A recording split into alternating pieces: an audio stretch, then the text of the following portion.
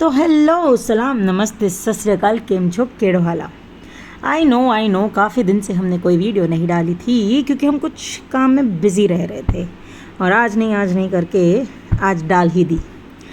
आप सेटअप भी देखोगे ना तो मेरे किचन का है, मैंने कोई ऐसा फैंसी टेबल वगैरह का सेटअप नहीं लगाया है, बट दिल किया कि अच्छी लग रही थी डिज़ाइन तो मैंने बोला कर देते। ये एक्चुअली मेरी ही डिज़ाइन थी जो क्लाइंट ने बोला आप प्लीज़ बना के देना। अब ये जो है ना ये 1 kg का टॉल केक है। ये मतलब मैंने 6 इंच पैंस में 260 ग्राम्स के वेट बैटर डाल के उनको हाफ में काट लिया बेक होने के बाद और फिर उसको एक के अंदर एक स्टैक कर लिया। ये चॉकलेट केक है, नॉर्मल बेल्जियन चॉकलेट केक, ठीक है। 2:1 का गनाश रेशियो था और 400 ग्राम गनाश और 100 ग्राम क्रीम का अंदर फिलिंग था। उसके बाद क्रम कोट करने के बाद हमने वाइट विप क्रीम से या फ्रेश क्रीम जो हम बोलते हैं उससे उसको कोट कर लिया। मैं स्टार्टिंग में थोड़ी ज़्यादा क्रीम लगाती हूँ जैसे कि केक के क्रम्स मोस्टली चॉकलेट जब होता है तो केक के बाहर ना दिखे। हमेशा याद रखो एक बड़ा स्क्रैपर और एक छोटा स्क्रैपर होना ज़रूरी है। बड़ा स्क्रैपर इसलिए कि हाइट के हिसाब से आप आराम से उसको प्लेन कर सकते हो और छोटा स्क्रैपर जो होता है वो आपके एजेस स्मूथ करने में हेल्प करता है। अब जो डिज़ाइन मुझे दी गई थी मेरे खुद की केक की थी। अब देखिए जब भी आपको क्लाइंट कोई डिज़ाइन देता है भले आपकी खुद की हो, ऑलवेज़ रिमेंबर टू से कि 19-20 फ़र्क रहेगा ही रहेगा, क्योंकि रेफरेंस में कितने केजी का कब किया हुआ केक है, कौन से टाइम में किया था, क्लाइमेट एंड एवरीथिंग बहुत कुछ मायने रखता है। तो मुझे भी ये मेरा केक आया था खुद का तो डेफिनेटली मैंने क्लाइंट को बता दिया कि I try to make it as near as possible, because जो केक था मेरा रियल में वो कुछ और केजीज़ का था और अब ये है एक 1 किलो का केक।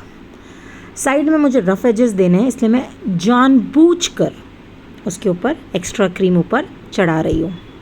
अब ये जो क्रीम है ना बाद में हम उसको स्मूथ करेंगे, लेकिन अगर यही क्रीम आप बड़े से स्मूथ करोगे तो इतने अच्छे से स्मूथ नहीं होती है।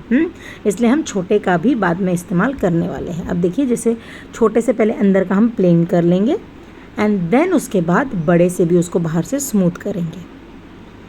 ये प्लेन केक है, बाहर से इस पर कोई टेक्सचर वगैरह नहीं करने वाले हम, ना रफल ना कुछ, तो अच्छे से करना ज़रूरी है। बहुत ही सिंपल सी डिज़ाइन है बट दिखने में बहुत सोबर और अच्छी लगती है। अब जैसे रफ एजेस ऊपर आ चुके हैं मैंने बड़ा वाला स्मूथनर लेके उसको कर दिया एकदम स्मूथ। अब जो ये सामने की जगह एक्स्ट्रा छोड़ी थी वहाँ पे नाम लिख सकते हैं आप, या वहाँ पे अगर जो मैं उसमें चीज़ें ऐड करूँगी उसके लिए जगह है। अब ये एक पैलेट टेक्निक है, कुछ नहीं है, आपको कोई पैलेट का टेक्निक सीखने की ज़रूरत नहीं है। नॉर्मल सेम पैलेट से मैं हल्की सी क्रीम टिप पे ले रही हूँ और उसको ऊपर खींच दे रही हूँ और कुछ नहीं है। तो इसको आपको टेक्निक आना ज़रूरी नहीं है, बस पैलेट कोई भी, फिर आप छोटा लो बड़ा लो, it's fine, not an issue.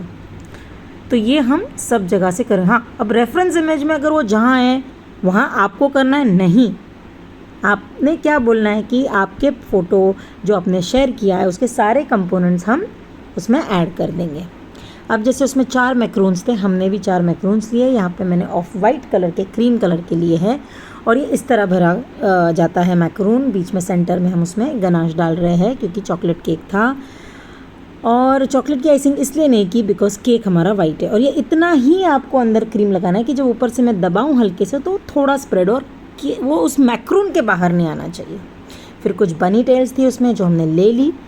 अब हम लोग क्या करेंगे, जिस तरह से केक में मैंने अरेंज की हुई थी मैक्रोन्स उसी तरह हम इसको अरेंज करेंगे।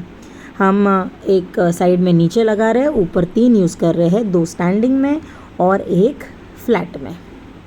अब इसके बाद हम लगाएंगे इसमें बनी टेल्स। बनी टेल्स की डंडी काफ़ी बड़ी होती है तो जितनी आपको चाहिए उतनी काटो और बस जहाँ फिक्स करनी है वहाँ फिक्स कर दो, है ना।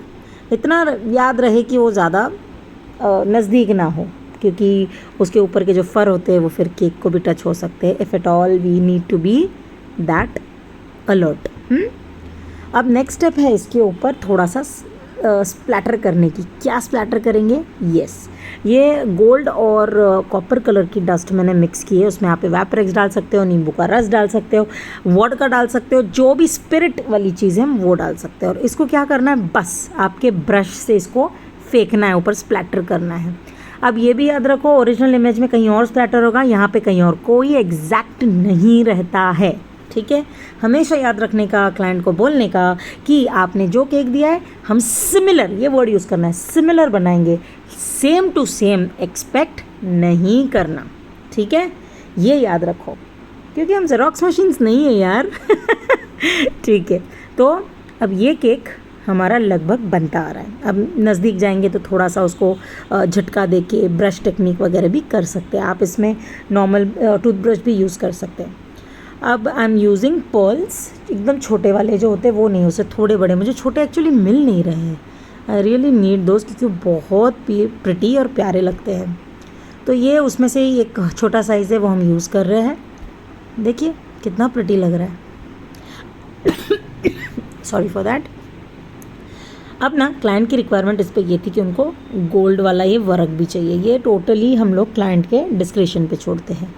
तो ये एक अच्छी ट्रिक बता रही हूँ, हाथ से मत निकालो, हमेशा ब्रश यूज़ करो, ब्रश को चिपक जाते हैं। फिर जहाँ जहाँ आपको चाहिए वहाँ पे बस आपको इस तरह से लेना है और ब्रश की सहायता से उसको बस चिपकाना है।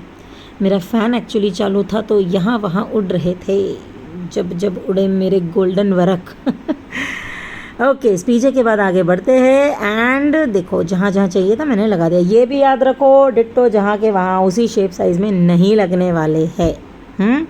तो ये सीखो कि एग्जैक्ट नहीं होती है ऐसी कोई चीज़। आप फिर क्या करोगे, जोश जोश में ऑर्डर लेने के इससे बोलोगे हाँ हाँ बन जाएगा एग्जैक्ट।